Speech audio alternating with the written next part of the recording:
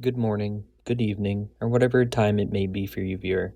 My name is DG, and after a very long hiatus from making dedicated content for this channel, I have decided to bring you all this video about my impression for the 33rd Waffen-SS Division, Charlemagne, showing my personal kit and a how-to guide for those who wish to portray the unit correctly. As this is my first World War II video, I must preface this. This video is not in any way political, but rather a small deep dive into the fighting men of the Charlemagne and my personal impression based on the soldiers of the 33rd Waffen-SS Division. A special thank you to my friends, Charlemagne Reenactors present at the Battle of Berlin 45 event, allowing me to attend with them. A small glance at the history of the division leads to some confusion who have not studied more than a surface-level understanding of the Second World War. But after the defeat of France in 1940, several French nationalists sympathetic to the National Socialist cause of fighting perceived international Bolshevism and to prevent the spread of communism to the rest of Europe began to enlist into the ranks of the Wehrmacht and the Waffen-SS. Originally known as the Legion of French Volunteers Against Bolshevism, the unit fought on the Eastern Front from 1941 to 1944 under the command of the Führer, fighting in battles such as Moscow, anti-partisan operations from 1941 to 1943, and finally repelling the Soviets during Operation Bagration during 1944. After the fall of France to the Allies in July 1944, the LVF was disbanded, and under the orders of the SS, the men of the LVF transferred into the newly formed brigade, Charlemagne Waffen Grenadier Brigade of the SS. The unit was made of other French nationals hailing from units such as Sturm Brigade Frankreich, the Milice, the NSKK, former Kriegsmarine, and Naval Police. Charlemagne was officially reclassed as a division in February 1945, with General Krukenberg as its commander, but was significantly understated at 7,340 men. It was almost totally destroyed in its first deployment against Soviet forces in Pomerania in February and March 1945. Under the orders from Berlin, 350 men were ordered to march to Berlin to be reformed as Assault Brigade Charlemagne to be attached to the SS Division Nordland. Around 100 men remaining in the Charlemagne Division participated in the Battle of Berlin in April to May 1945.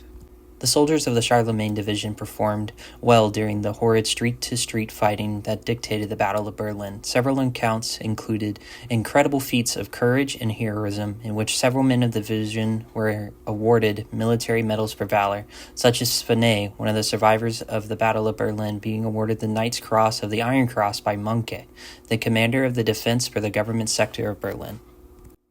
By April 30th, the last defenders in the area of the bunker complex were mainly made up of Frenchmen of the SS Division Charlemagne, others being Waffen-SS from the SS Division Leibstandarte, SS Division Nordland, Latvian SS, and Spanish SS from the Blue Legion. A group of French SS remained in the area of the bunker until the early morning of the 2nd of May. By the evening of 30th April, the French SS men serving under Fenay had destroyed approximately 21 Soviet tanks and used up a large number of the Panzerfaust reserves from the Reich Chancellery. On the night of the 1st of May, Krukenberg told the men that they were left to split up into small groups and attempt to break out. Reduced to approximately 30 troops, most French SS men surrendered near the Potsdamer rail station to the Red Army. Some members of the Charlemagne were handed over to the Free French forces and were summarily executed by the direct orders of Philip Liedker de Haut-Cloque, while others were apprehended and detained in Soviet prisoner war camps. Several veterans of the Charlemagne Division after release continued on to be incredibly active and foundational in the development of the post-war far-right French political movements. My personal impression for Charlemagne is as follows: the M42 helmet with an OK cover purchased from SM Wholesale. The leather equipment, including the gas mask can, canteen, bread bag, shovel, Zeltbahn, and bayonet, were all from ATF. In the future, I plan on replacing the gas mask can, bayonet with an original one. I only had grabbed them due to the time constraint I had to obtain equipment for the Berlin event. I would definitely recommend SM Wholesale for all your camouflage needs, as they use the correct method of screen printing instead of modern methods ATF uses through its Chinese manufacturers. The tunic that I used was an SS cut M42 from Military Harbor, which I aged artificially. Some members of the Charlemagne continued to use their tunics from their previous units, such as Brigade Frankreich. They include RZM collar tabs and the late-war Waffen-SS sleeve eagle. The insignia on my tunic are from ATF, but I've recently purchased a very nice set from Nestoff, a vendor in Poland. I'm very excited for those to arrive. The Charlemagne shield was purchased last minute from Trident, a reproduction company focused on making repro insignia. The undershirt, the two-pocket, is from Hessen Antique. They also produced my mess tent. The M43 cap and the M40 Garrison cap were produced by Hessen, but I have planned in the future to change the insignia due to it being incorrect for Charlemagne during the battles of Pomerania and Berlin. The trousers, SS cut M43s, are from Military Harbor, same as my tunic. My second set of trousers are in .44 from a company called Yonke. Unfortunately, they went out of business and you can only find their products secondhand. The low-cut boots are from Hessen Antique. They are not of a higher quality in comparison to other historical quality made footwear, but I've made the choice to replace them. Personal items such as my sweater, greatcoat, toque, and etc. were purchased secondhand from wonderful individuals on eBay. My pocket litter, including the wallet and some other smaller items, are a mixture of original and reproduction.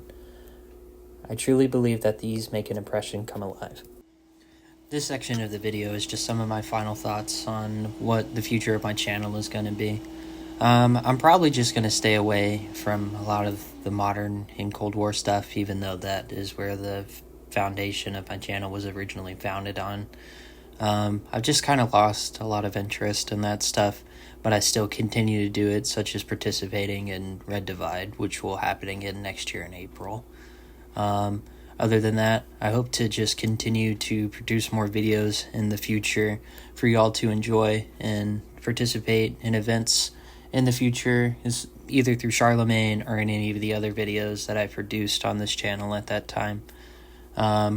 There are future plans for other German impressions that I've done in the past, such as the 12th SS, and future ones that I'm doing, such as Frundsberg, and probably some here stuff for the Battle of Hurtgen Forest. Other than that, it's just me kind of rambling, but I just wanted to say that I'm really grateful for a lot of you, and thank you for continuing to give me support, even though I've just kind of been missing in action this entire time. But other than that, that's everything. Thanks for watching.